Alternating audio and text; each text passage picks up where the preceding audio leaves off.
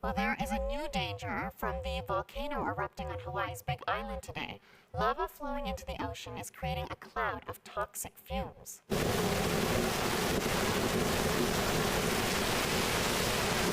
Molten rock combines with seawater to form something called lays.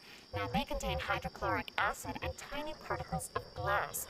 Anyone near it can suffer irritation in their lungs and have problems breathing. Scott McLean is a reporter with CNN, and he is in Hawaii, joins me now. So, Scott, an incredible scene right behind you. Give me a sense of what's going on in that area.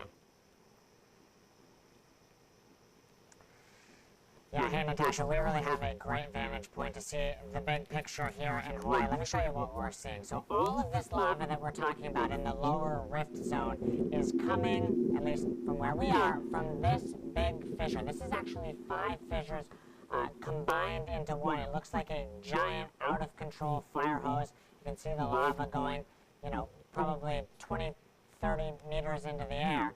And then all of that has to go somewhere. So it's sort of cascading down into these lava flows that eventually reach the ocean. And all of this dark stuff that you see here, this is lava that was flowing just a few days ago. In fact, if you go about 50 meters or so in from the edge, from where the brush there meets that lava, that dried up lava, that's where we were doing our live shots reporting just 3-4 days ago. So you get a sense of how quickly this moves.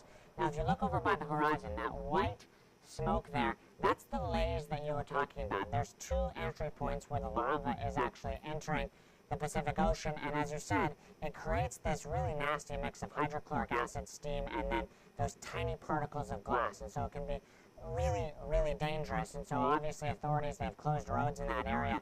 They want to keep people away because of that exactly. And I want to show you one other thing as well, and it's this other fissure that really looks like a giant sparkler. It's harder to see during the day, but you still get a sense. Look at the hill right beside it. That is all lava that has come out of the ground and created this hill. So we've been watching this now for the past 8 days or so.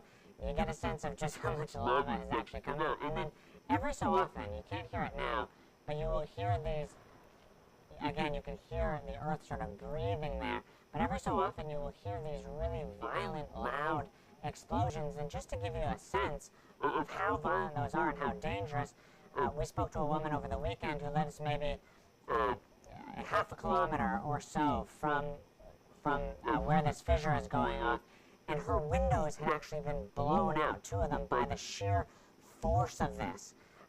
And so if people are not moved by the lava, this woman obviously had to move out of her house for safety. Well, then people, they're moving because of the gas, the sulfur dioxide, that really pungent, rotten egg smell. It can actually be really dangerous. And so a lot of people are leaving when the winds shift and they're getting that sulfur dioxide because you just don't want to be breathing it in. It is generally not good for you. It might not leave lifelong lasting effects, but it can be potentially deadly if you're trapped in an area where the concentrations are really high.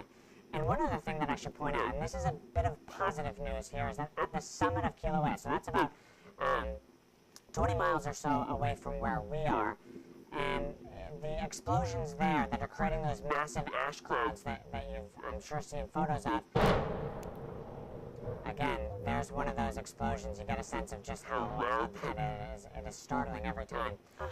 But those explosions at the summit, at least though, Natasha, they've become less frequent and less powerful. The problem, though, is that there's the potential that, there's pressure building up for an even bigger explosion down the road, but we just don't know. Scott, I have to ask you about that explosion. Did you feel that when it was happening?